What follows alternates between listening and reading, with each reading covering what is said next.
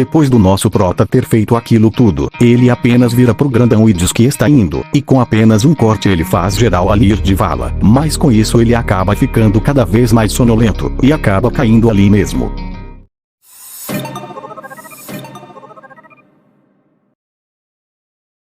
Um tempo depois vemos que a Excalibur, que eu vou chamar de Libur a partir de agora, pedindo humildemente uma carona para um velho que estava passando ali. Lá ela fala que ele só conseguiu transformar ela naquela forma porque ele usou todo o poder que ela tinha pegado do Arthur. Ela pistola com isso, já dá um tapaço nele para ele acordar. Só que nisso eles chegam na vila de Intri. Lá nosso prota fala que eles estão ferrados, até porque eles tinham no máximo um celular e uma caneta que não valia nada ali, o que quer dizer que eles eram basicamente pobres, só que ele não contava com a astúcia da Libur, que joga uma bolsa de moedas de ouro que ela tinha roubado daqueles caras lá, já falando que de agora em diante ele devia obedecê-la. Só que nisso a polícia brota ali, assemelhando eles com aqueles caras que eles derrotaram, e tudo isso porque eles estão usando a roupa deles, e também porque o velho dedurou, é claro. Nosso prota já tenta apaziguar a situação da melhor forma possível, mas a Libur não quer nem saber. Ela vai pra cima dele solando geral, até que um cara aparece em cima dela a cortando em dois.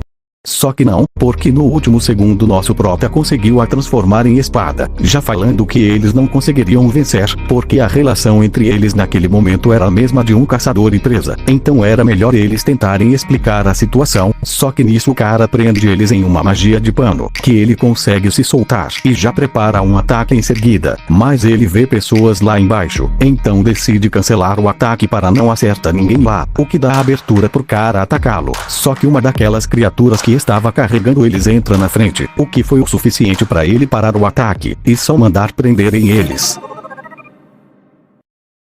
Tempo depois vemos que ele está conversando com alguém sobre o que tinha acontecido, e esse alguém era Del, o segundo no top, que já assemelha a gravata que o Han deu para ele quando o jogador que apareceu na batalha dele contra Nagi. Voltando pro nosso prota, vemos que eles estão planejando uma saída dali, que seria basicamente explodir a parede. Eles até conseguem, só não esperavam que o Del estava indo ver eles na mesma hora. Aí não teve jeito, ele prende os dois no chão, e já se apresenta como Del, o rei daquele lugar. Ele já pergunta o que ele vai fazer com eles, mas desmaia antes mesmo dele falar. Acordando ele percebe que está com um monte de pessoas em volta, e a Libur também estava ali, então era só eles fugirem, ou não, né? O Han fala que era pra ele o seguir, porque o Deon queria falar com ele.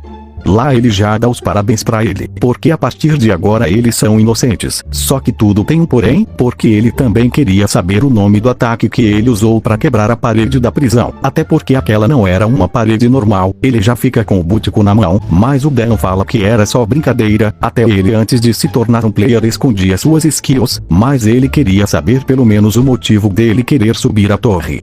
Nosso prota fala que o objetivo dele era derrotar a top 1 Nagi.